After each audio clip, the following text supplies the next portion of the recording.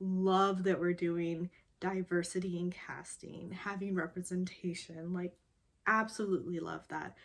But for the first part of the movie, I was so confused because it's like when they went to this Lavania, right? It's called, and it had its own little like title card.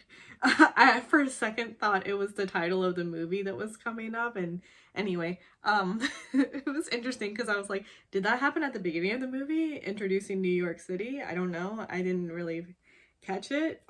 It might have happened and I just didn't know, but I don't think so. So anyway, also interesting font. I'm sorry, I'm a graphic designer. Interesting font choice and like coloring for what appears to be like a very quaint sort of like, I don't know, Irish or like French country. I know that those are two different things, but anyway, sort of this like European countryside area. Very beautiful place. I wonder if it actually is. I almost want to look it up. I went to Ireland in 2019 before the panorama, and it's beautiful. Oh my god, stunning place. So green, which is a little ironic, you know, because of the look of the Irish thing. Yeah, but oh my god, so beautiful. Okay, so you know, so there's a severe French lady, which we still don't know who she is. Like, what is her part? What's her position in all of the stuff? Because Walter is like his valet, I guess. And I guess I don't is she a governess? I don't know because Walter was his tutor, so that doesn't make sense. Anyway, whoever she is, you know, she's got her really thick French accent, and then as you start meeting other characters that are part of Lavania, they all have different accents going on, and then the townspeople have like different clothing going on and all this kind of stuff, and I was like, whoa. I mean, awesome, but I'm really curious as to how this is happening. And I at first thought they just weren't going to address it, but then they threw in that line when they're on the sort of wagon looking at the stars, which was a moment because I don't live in like a big city like New York City, but I do live in a city. And I've been in cities where there's been that sort of pollution and stuff like that. You don't really get to see the sky. And I can see the sky where I live. I'm what am I trying to get at? I once visited, well, I've visited this place many times. My mom's village in India, okay? And we arrived once at night. The sky was so clear, and you just saw thousands upon thousands of stars, and it was one of the most breathtaking, literally, like literally, I didn't breathe for a second. It's just, it's so vast and so beautiful, but also felt sort of like oppressive in a weird way. And it was like scarily beautiful. Anyway, so I can't even like imagine what that view was like because it's also sort of countryside-ish. So anyway, but yeah, they snuck in that sort of line over there saying that it was a sort of a stopping point on the trade route to India. Uh-huh. Anyway, so love that. Let's see. So the accents. Yeah, Walter was just like I'd mentioned in the beginning was sort of very formal and like a ballet, like a British ballet.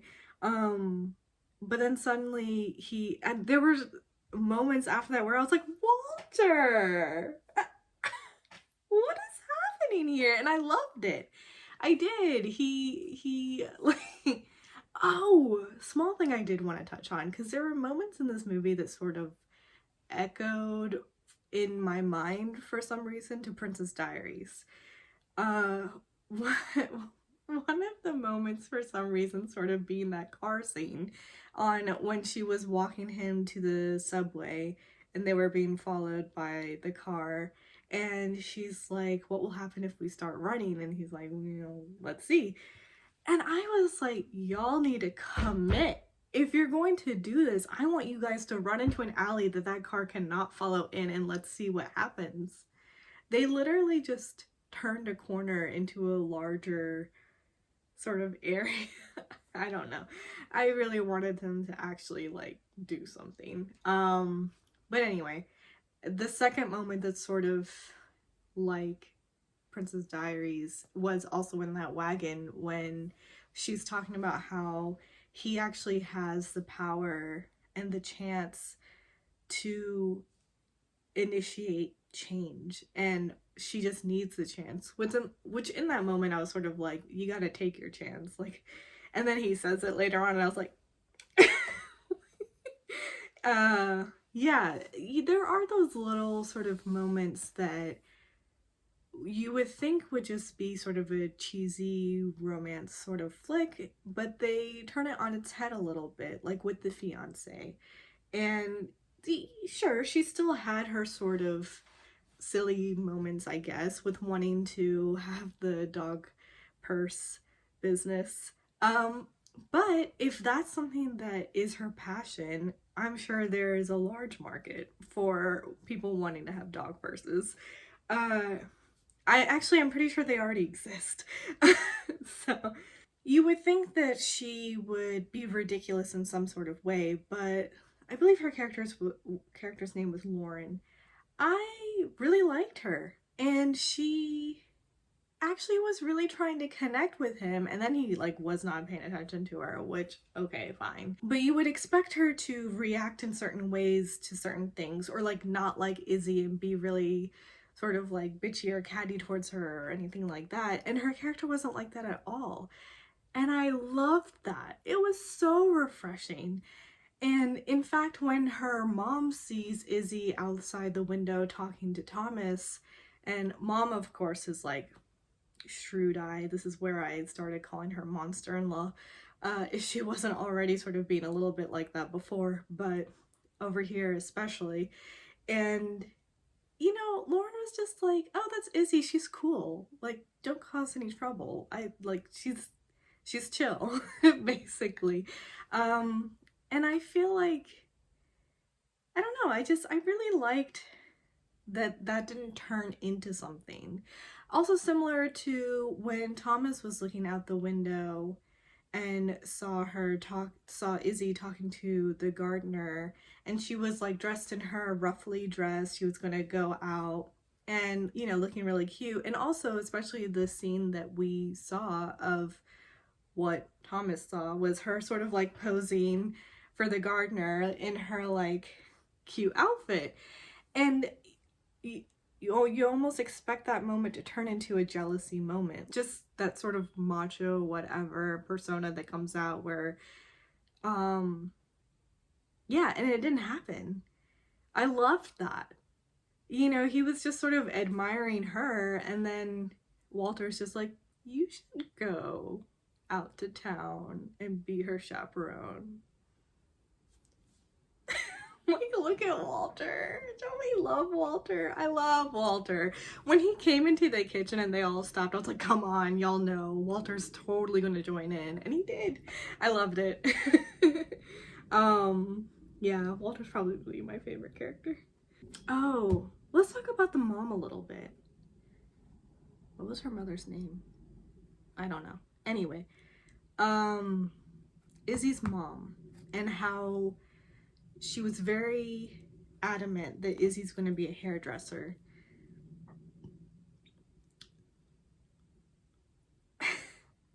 So this is sort of, I don't want to say tough, but like interesting for me to talk about because, hi, I'm Indian, and I grew up with certain parental expectations as well. And not only parental, but like societal, community wise, I guess I would say more, well, no, society too. You know, you're just expected to go a certain way, and when you're not going that way, nah. So I do get it, but it was hard to watch because her desire is so good. Like, she wants to be a director at a community center and make a difference in her community, and especially towards these kids. So it was just really shocking that her mom was like, no, she's going to be a hairdresser and she's going to stay in our salon. Because I was just like,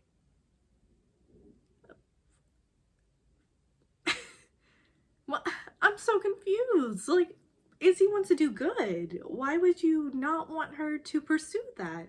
And instead sort of have this reaction that's just so negative. I'm sure there are a ton of other words I could have used, but that's all that's coming to mind right now, so we're going with it. And you know, and there was this weird sort of reaction to the man who's now the director, and even Izzy was just sort of like, you were really rude, more so than usual. And she's like, oh, he's gonna come over for a lasagna, which is like, okay, they're obviously sort of a tight-knit sort of thing, but I don't know, I didn't feel any sort of friendly relationship between her mom and the current director, and it definitely didn't continue later on either, when he just sort of broached the topic early on about how Izzy's going to be taking over for him. So I got really scared in that moment and was worried what was going to end up happening, especially because it was at the end of the movie. So I was like, well, they're going to wrap this up pretty quickly, I guess, which they did end up doing.